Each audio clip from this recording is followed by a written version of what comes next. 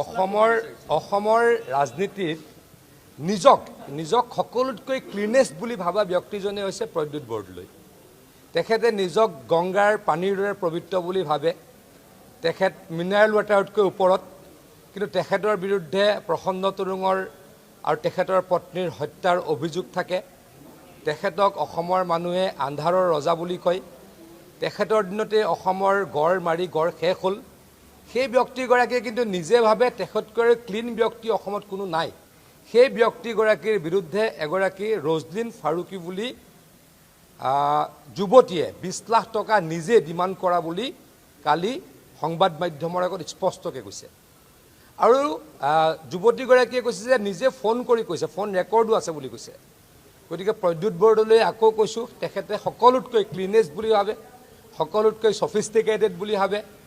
English speaking Pradyut Bordoloi ডাঙৰীয়াই এনেকুৱা কাম কৰিব বুলি মানুহে হয়তো অলপ নাভাবেও। কিন্তু কংগ্ৰেছ দলৰ এইটো হৈছে চৰিত্ৰ। টিকট দি কংগ্ৰেছ দলে পইচা গোটোৱাটো কংগ্ৰেছ দলৰ আগৰ পৰা চৰিত্ৰ। অকল লাহৰীঘাটৰ পৰাই খবৰ অহা নাই, ধুবুৰীৰ পৰা আহিছে, গোৱালপাৰাৰ পৰা আহিছে, প্ৰত্যেকখন জিলাৰ পৰাই, বিশেষকৈ য'ত সংখ্যালঘু বসতি প্ৰধান অঞ্চলত ইলেকশ্যন হৈছে তাৰ পৰাই এই অভিযোগটো দিনে ৰাতিয়ে আমি পৰহিৰ পৰা টিভিত দেখি আছোঁ। সংখ্যালঘু ৰাইজক তেওঁলোকে এইদৰে প্ৰতাৰণাও কৰে। এতিয়া এটা কথা চাওক, 20 লাখ টকা খৰচ কৰি যদি কোনোবাই টিকট লয়, 30 লাখ টকা খৰচ কৰি যদি কোনোবাই টিকট লয়, মানুহজনে সেই 30 লাখ টকা উলিয়াব লাগিব। কেনেকৈ উলিয়াব? অন্যায় কৰি উলিয়াব, দুৰ্নীতি কৰি উলিয়াব। মানে কংগ্ৰেছ দলে টিকট দিয়া দিনাখনেই তেখেতলোকৰ প্ৰাৰ্থীসকলক দুৰ্নীতিত নিমজ্জিত হোৱাৰ লাইচেঞ্চ দি দিছে।